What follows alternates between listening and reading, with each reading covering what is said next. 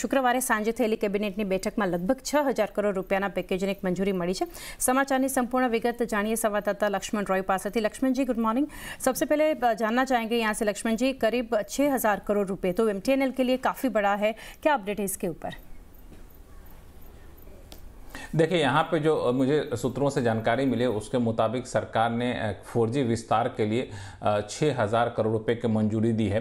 वैसे तो ये 6000 करोड़ रुपए बीएसएनएल के लिए दी गई है, क्योंकि बीएसएनएल ने 1 लाख ऐसी साइट्स लगाने का योजना बनाया था, लेकिन उसमें करीब 19000 करोड़ रुपए खर्च होने थे। 13000 करोड़ रुपए अपने पॉकेट से दे दिए, लेकिन 6000 करोड़ रुपए की कमी आ रही थी, तो इसी की भरपाई की गई है। लेकिन ये भी ध्यान देना है कि एमटीएनएल ने बीएसएनएल के साथ करार किया है कि 10 साल तक उसकी 4G साइट्स बीएसएनएल लगाएगी। तो दोनों ही कंपनियों के लिए, एमटीएनएल और बीएसएनएल दोनों के लिए एक अच्छी खबर निकल कर सामने आ रही है कि 4G का विस्तार होगा। 4G का विस्तार होगा तो ग्राहकों की संख्या बढ़ाने में मदद मिलेगी और फिर उनके कारोबार में कह सकते हैं कि इजाफा होगा। इस मकसद से ये सारा कुछ किया गया है।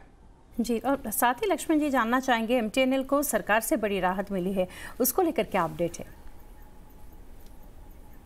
देखिए, दरअसल एमटीएनएल के ऊपर जो कर्ज है उस कर्ज को चुकाने के लिए अब ये कोशिश की जा रही है कि उनके जो भी एसेट उस एसेट को मोनेटाइज कर दिया जाए, और इस मोनेटाइजेशन की तरफ वित्त मंत्रालय के साथ अब बातचीत शुरू हो गई है। वित्त मंत्रालय, टेलीकॉम मंत्रालय, एमटीएनएल तीनों के बीच में, ताकि जो भी इसमें बाधाएं आ रही हैं उन बाधाओं को दूर किया जाए और उसके ऊपर जो कर्ज है सरकारी बैंकों का, उन कर्ज को चुका दिया जाए। तो मुझे लगता है कि अगले कुछ हफ्तों में आप देखेंगे कि एसेट मोनेटाइजेशन के लिए एमटीएनएल के लिए टेंडर जारी करने की प्रक्रिया भी शुरू यहाँ पे हो जाएगी। तो ये कुल के एमटीएनएल के ऊपर कर्ज को निपटाने की तरफ एक बड़ा कदम के तौर पर देखा जा रहा है, क्योंकि जो कर्ज है उस कर्ज को एनपीए आप कर नहीं सकते, क्योंकि सरकारी कंपनी है, तो ये सरकार डिफॉल्ट करते हुए दिखेगी। इसलिए हेयर कट या एनपीए घोषित करने से सरकार बच रही है, बजाय इसके उसके एसेट को मोनेटाइज करके सरकारी बैंकों को कर चुकाना चाहती है।